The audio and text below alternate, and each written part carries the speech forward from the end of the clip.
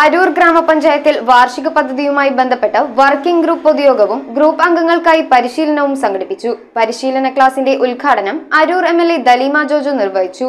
പഞ്ചായത്തിൽ സ്റ്റേഡിയം നിർമ്മിക്കുക, വേമ്പനാട് കായൽ സംരക്ഷിക്കുക, അരൂർ മത്സ്യ മാർക്കറ്റ് ശുചീകരിക്കുക തുടങ്ങിയവയാണ് നിർദ്ദേശിക്കപ്പെട്ട പ്രമുഖ പദ്ധതികളിൽ ഉൾപ്പെടുന്നത്.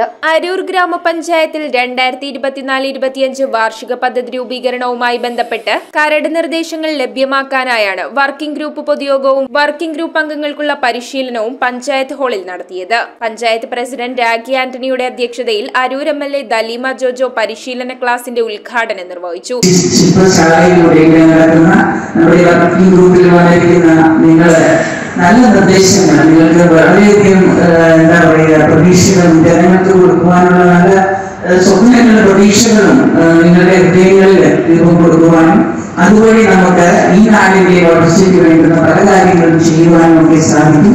പ്രത്യേകിച്ച് എന്റെ മണ്ഡലത്തിലെ ഏറ്റവും കൂടുതൽ പണമുള്ള ഒരു പഞ്ചായത്ത് തന്നെയാണ് അരൂർ പഞ്ചായത്ത്.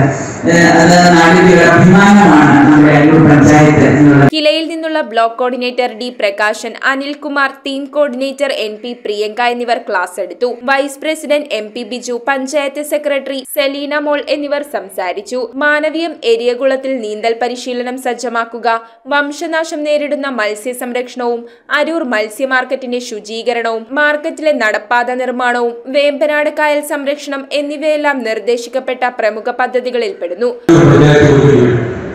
ഈ ഇവിടെ നിൽക്കുന്ന ആലപ്പുഴയിലെ മുഴുവൻ പഞ്ചായത്തുകളും ജില്ലാ പഞ്ചായത്തിന്റെയും ബ്ലോക്ക് പഞ്ചായത്തിന്റെയും ഫണ്ട് കോടതിയിൽ കെട്ടിവെക്കേണ്ടി വരും. എങ്ങനെ ഇടപെട്ടില്ലെങ്കിൽ ഇത് തിരിച്ചറിഞ്ഞുകൊണ്ട് വേമ്പനാട്ട് കായലിനെ സംരക്ഷിക്കാനുള്ള പദ്ധതികളിലേക്ക് തിരിച്ചറിഞ്ഞുകൊണ്ട് ഇവിടെ അതുമായിട്ട് ബന്ധപ്പെട്ട് ജീവിക്കുന്നവരാണ് ഏറെ പേര്. എന്താണ് കായലിന് ഇന്നലത്തെ കായലിന് പറ്റിയിരിക്കുന്ന അവസ്ഥ?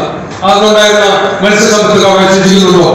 മറ്റെല്ലാ രീതിയിലുള്ള കായലിനെ പറ്റിയിരിക്കുന്ന ദുരന്തങ്ങൾ. News bureau, Aroor. Chinese, malai, Spanish അങ്ങനെ നമ്മുടെ കൊച്ചിക്കായലിന്റെ തീരത്തിന് ഇത്രയും വെറൈറ്റി ഡിഷസ് കഴിക്കാൻ പറ്റിയ സ്ഥലം സോൾട്ട് അല്ലാതെ വേറെ ഇല്ല. ഈ ക്രിസ്മസ് ന്യൂ ഇയർ സോൾട്ടിനോടൊപ്പം ആഘോഷിക്കൂ.